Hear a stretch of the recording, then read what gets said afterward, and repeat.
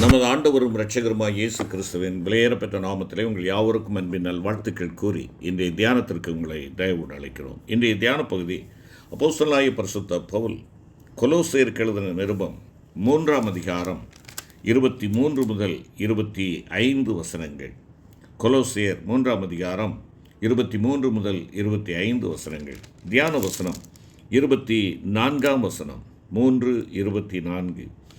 எதை செய்தாலும் அதை மனுஷர்களுக்கென்று செய்யாமல் கர்த்தருக்கென்றே மனப்பூர்வமாய் செய்யுங்கள். கர்த்தருக்கென்றே மனப்பூர்வமாய் செய்யுங்கள். அருமையான கர்த்தருடைய பிள்ளைகளே, இங்கே பவுலடிகளார் கொலோசு சபைக்கு எழுதுகின்ற பொழுது இந்த பகுதியிலே குறிப்பாக இந்த 3வது அதிகாரத்திலே பார்க்கின்ற பொழுது ஒவ்வொருவருக்காக அவர் எழுதுகிறார். எழுதிக்கொண்டே வருகின்ற பொழுது அவர் மனைவிக்காக, புருஷர்களுக்காக, மனைவிகளுக்காக, பிள்ளைகளுக்காக, பிதாக்களுக்காக அப்படியே எழுதி கொண்டு வருகின்ற பொழுது வேலைக்காரருக்காகவும் அவர் எழுதுகிறார். தொடர்ந்து அவர் எழுதுகின்ற பொழுது, நீங்கள் கர்த்தராகிய இயேசு கிறிஸ்துவை சேவிக்கிறதினாலே சுதந்திரமாகிய பலனை கர்த்தராலே பெறுவீர்கள் என்று அறிந்து எதை செய்தாலும் அதை மனுஷர்களுக்கென்று செய்யாமல் கர்த்தருக்கென்றே மனப்பூர்வமாய் செய்யுங்கள் என்று சொல்லி குறிப்பிடுகிறார். தன்னுடைய வாழ்க்கையில் அதை கடைப்பிடித்த பவுலடிகளார் அவர் சொல்கிறார், நான் இப்பொழுது யாரை நான் பிரியப்படுத்த பார்க்கிறேன், மனுஷனையா தேவனையா என்று கேட்கிறார். அவர் தேவனை பிரியப்படுத்தி வாழ்ந்தார். மனுஷனை பிரியப்படுத்தி வாழ்ந்த வாழ்க்கை எனக்கு வேண்டாம், என் தேவனை நான் பிரியப்படுத்தி வாழுகிறேன். அருமையான கர்த்தருடைய பிள்ளைகளே, நீ கேட்டுக்கொண்டிருக்கிற அருமையான சகோதரா சகோதரி, அன்பு கர்த்தருடைய பிள்ளைகளே, நீங்களும் நானும் தேவனுடைய பிள்ளைகள், தேவனால் தெரிந்து கொள்ளப்பட்டவர்கள். We are chosen people. நாம் தெரிந்து கொள்ளப்பட்ட ஜனங்கள். எவ்விதமாய் தெரிந்து கொள்ளப்பட்டோம்? விலைக்கிரயமாக்கப்பட்டு நாம் தெரிந்து கொள்ளப்பட்டோம். அவருடைய இரத்தத்தினாலே மீட்கப்பட்டிருக்கிறோம்.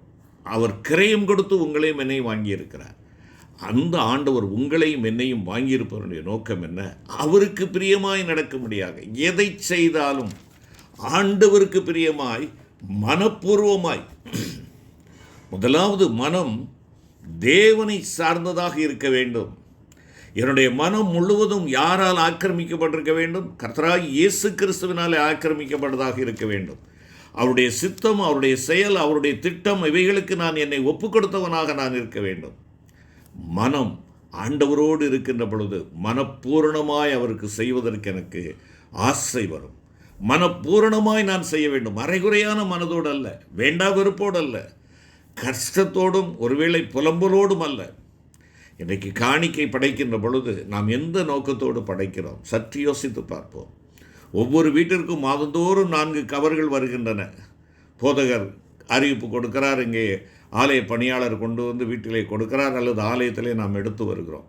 அதை எடுத்து வருகின்ற பொழுது அந்த கவரிலே நாம் காணிக்கை வைக்கின்ற பொழுது உள்ள நிறைவோடு மனப்பூர்வமாய் ஜெபித்து ஆண்டவருடைய சமூகத்தில் அவருடைய நடத்துதலின் பிரகாரமாக நாம் எடுத்து வைக்கிறோமா? இல்லை என்றால் இவங்களுக்கு வேலையே இல்லை, எப்போ பாரு காணிக்க காணிக்க கவரு அது இதுன்னு சொல்லிக்கிட்டே இருப்பாங்க என்று சொல்லி ஒரு மன புழுக்கத்தோடு, மன நெருக்கத்தோடு, ஒருவேளை முறையிடுதலோடு கூட நான் என்னுடைய காணிக்கை எடுத்து வைப்பேன் என்றால் அது அங்கீகரிக்கப்படுமா என்பதை நீங்களும் நான் யோசித்து பார்க்க அழைக்கப்படுகிறோம். எதை செய்தாலும், ஒருவேளை நான் முறுமுறுப்போடு செய்கிறவனாக நான் இருக்கிறேனா, அல்லது என்னிடத்திலே வந்து உதவி கேட்கிற மனிதனுடைய முகத்தை பார்த்து அந்த முகத்திற்காக நான் செய்கிறேனா? இல்லை என்றால் இவர் கோபப்பட்டு விடுவார், இவர் நான் கொடுக்காவிட்டால் என்னை வேறு விதமாக நோக்கி பார்ப்பார் என்பதற்காக ஒரு மனிதனுடைய நல் அபிப்பிராயத்துக்காக நான் கொடுக்கிறேனா? ஊர் மக்கள் என்னை பாராட்ட வேண்டும் என்பதற்காக நான் கொடுக்கிறேனா? இல்லை என்றால் என்னை தயாள கோணம், என்னுடைய தர்ம சிந்தையை மக்கள் யாவரும் அறிந்து கொள்ள வேண்டும் என்ற நோக்கத்தோடு நான் கொடுக்கிறேனா? இங்கிலாந்து நாட்டிலே தேவனை மகிமையாய் சேவித்து வந்த சுவிசேஷகரும் வேத வல்லுநருமாக ஆண்டவருடைய பணியை செய்து வந்த ஆண்ட்ரூ புல்லருடைய வாழ்க்கையில் ஒரு நாள் தன்னுடைய சொந்த பட்டணத்திற்கு சென்று அயல்நாட்டு மிஷினரி பணிக்காக பணம் சேகரிக்கும்படியாக சென்றார். அப்பொழுது தன்னுடைய சொந்த நாட்டிற்கு சென்றிருக்கிறபடியினாலே தன்னுடைய பழைய நண்பர் ஒருவரிடம் போய் தன்னுடைய ஊழியத்தின் தேவையை பற்றி அவர் சொன்னார். ஊழியத்தை குறித்தும் அதனுடைய தேவைகளை குறித்தும் அந்த ராஜ்யத்தினுடைய ஆண்டவருடைய ராஜ்யத்தினுடைய விரிவாக்கத்தை குறித்தும் அவர் பேசினார். அந்த நண்பர் அவரை பார்த்து, சரி ஆண்ட்ரூ, நீ வந்தபடியால் உனக்காக நான் $5 கொடுக்கிறேன் என்றார். உடனே ஆண்ட்ரூ சொன்னார், இல்லையப்பா, நீ எனக்காக கொடுப்பதென்றால் நீ கொடுக்கும் அந்த பணத்தை நான் பெற்றுக்கொள்ள மாட்டேன். அந்த பணம் எனக்கு வேண்டாம், அதை நீயே வைத்துக்கொள் என்று சொல்லி அவர் கிளம்ப ஆரம்பித்தார். அப்பொழுது அந்த நண்பர் அவருடைய குறிப்பை உணர்ந்து கொண்டவராக, ஆமாம் ஆண்ட்ரூ, உட்கார், நீ சொல்வது சரிதான். இதோ $10 தருகிறேன், ஏனென்றால் இது இயேசு கிறிஸ்துவிற்காக நான் கொடுக்கிறேன், தயவு செய்து பெற்றுக்கொள் என்று கூறி $10 கொடுத்தார். அருமையான சகோதர சகோதரிகளே, நாம் ஆண்டவருடைய ஊழியத்திற்காக எவ்வளவு கொடுக்கிறோம் என்பதல்ல, யாருக்காக என்ன நோக்கத்தோடு கொடுக்கிறோம் என்பதையே அவர் கவனிக்கிறார். இன்று நீங்களும் நானும் கொடுப்பது யாரை பிரியப்படுத்துவதற்காக கொடுக்கிறோம், எதற்காக கொடுக்கிறோம், யார் பார்க்க வேண்டும் என்பதற்காக கொடுக்கிறோம்? சற்று யோசித்து பாருங்கள். என்னுடைய அருமையான என்னுடைய கசின் ஊழியத்திற்காக அவரிடத்திலே சென்று நான் ஊழிய தேவைகளை பகிர்ந்து கொண்ட பொழுது அவர்கள் யோசித்தார்கள், நாங்கள் அங்கே செய்கிறோம் இங்கு செய்கிறோம் என்றெல்லாம் சொன்னார்கள். சொல்லிவிட்டு உடனே அந்த சகோதரி சொன்னாள், அண்ணனுக்காக நாம் கொடுப்போம், நாம் ஒரு தொகையை நாம் கொடுப்போம், முழுவதாக ஒரு மிஷினரியை நாம் தாங்க முடியாது, ஆனால் ஒரு தொகை கொடுப்போம் என்று சொன்னார்கள்.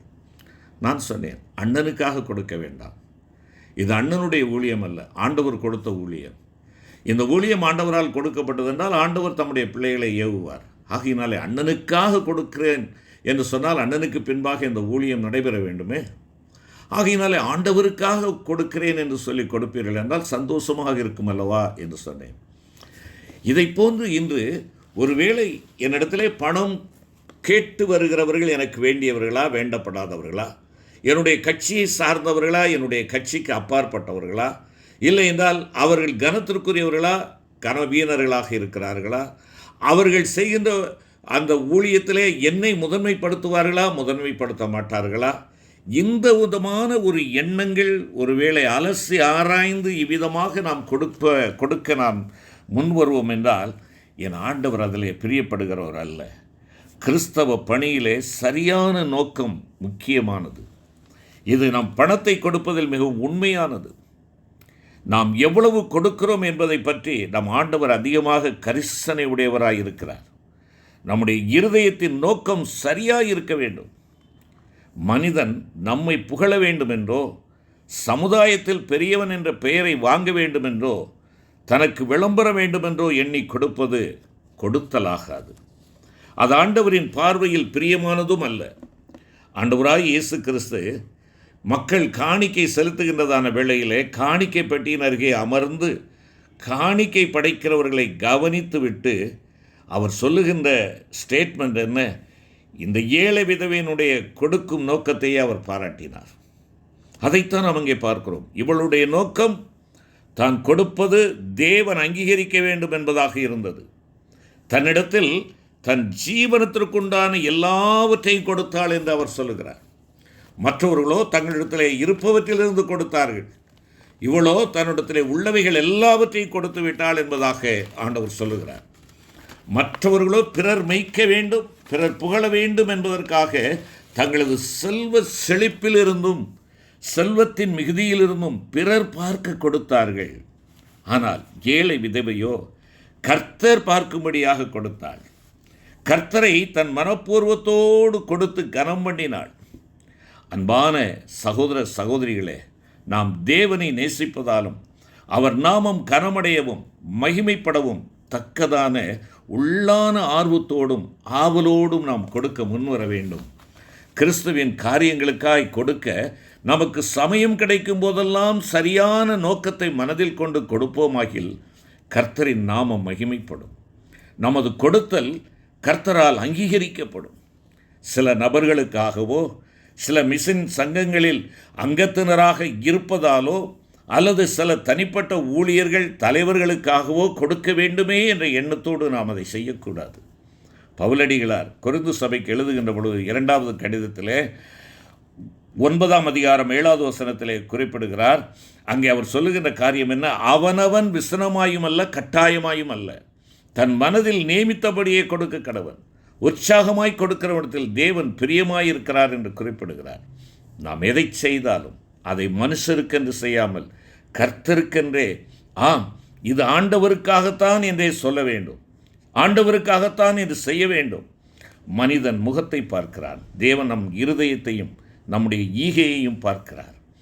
கொடுப்பவரையும் கொடுப்பதையும் பார்க்கிறார். இது ஆண்டவருக்காக என்று சொல்லுவோம். ஆண்டவருக்காக பணி செய்வோம். ஆண்டவருக்காக ஆத்துமாக்களை வென்று கொண்டு வருகிற பணியிலே நம்மை இணைத்து கொள்ளுவோம். செபிப்போம். அன்பின் ஆண்டவரே, உமக்காக எதை செய்தாலும் மனப்பூர்வமாய், எங்களுடைய மனம் முழுமையுமாய் உம்முடைய நிறைவினாலே பூரணப்பட்டிருப்பதை நாங்கள் வெளிப்படையாக ஆண்டவரே எங்களுடைய பங்களிப்புகளினாலும் எங்களுடைய ஈகையினாலும் தேவனுடைய ராஜ்யத்தினுடைய விரிவாக்க பணிக்கு எங்களையும் எங்களுடைய காணிக்கைகளை நாங்கள் கொடுக்கத்தக்கதாக எங்களுக்கு அந்த சிந்தையை நீர்தாமே தாரும். ஆண்டவரை உம்மை மகிமைப்படுத்தி வாழும் பாக்கியத்தை நாங்கள் பெற்றவர்களாய் தேவனை கனப்படுத்தி வாழ நீர் கிருபை செய்யும். மீட்பர் இயேசு கிறிஸ்துவின் மூலம் வேண்டிக் கொள்கிறோம் நல்ல பிதாவே. ஆமென்.